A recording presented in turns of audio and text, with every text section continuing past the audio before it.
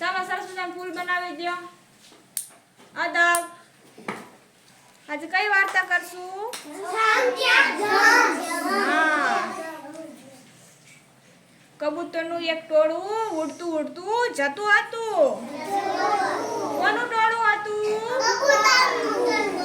થોડોક સમય પસાર થયો. કેટલાક કબૂતરો નીચે જોયું. શું જોયું? ક્યાં જોયું? નીચે. એક ઝાડ પાસે ઝાડના દાણા વેરાયેલા જોયા. કેના દાણા હતા? ઝાડના. તેમણે ત્યાં જવાનું વિચાર્યું. કબૂતરોના રાજાએ પણ એ દાણા જોયા, પરંતુ તેને કહ્યું, દોસ્તો, અહીં ઉતરવું સારું નથી. શું કીધું? કોઈને એવું કીધું? કબૂતરોના રાજાએ. મને આમાં કપટ જણાય છે. જંગલમાં આટલા બધા દાણા ક્યાંથી હોય? જંગલમાં કોઈ દિવસ દાણા હોય નહીં. જવાનું માંડી વાળો. કબૂતરોએ રાજાનું કહેવું ન માન્યું. બધા કબૂતર જમીન પર ઉતર્યા. ક્યાં ઉતર્યા? ચપ ચપ ઝાડના દાણા ચણવા માંડ્યા. શું ચણવા માંડ્યા? આજુબાજુ જોવાનું ભૂલી ગયા. બરાબર એ જ સમયે તેમના પર ઝાડ આવીને પડી.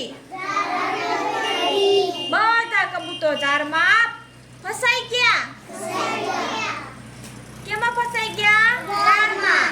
દૂરથી એક પારઘી આવતો જણાયો. બધા કબૂતર ગભરાઈ ગયા.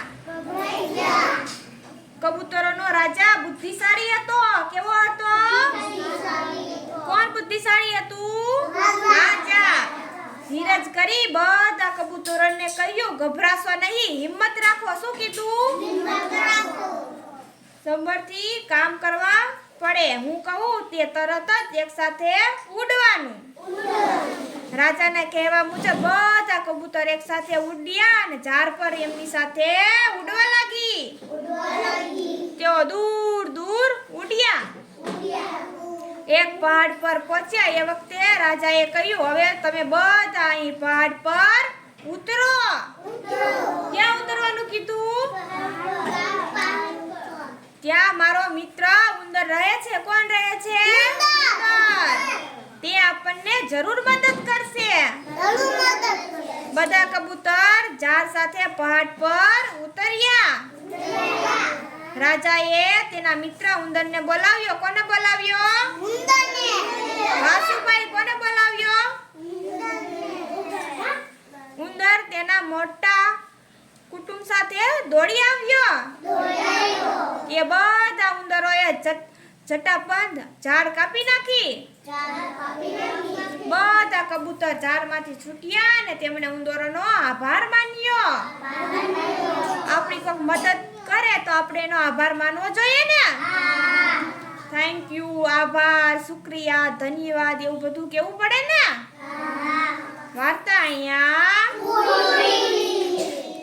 સરસ.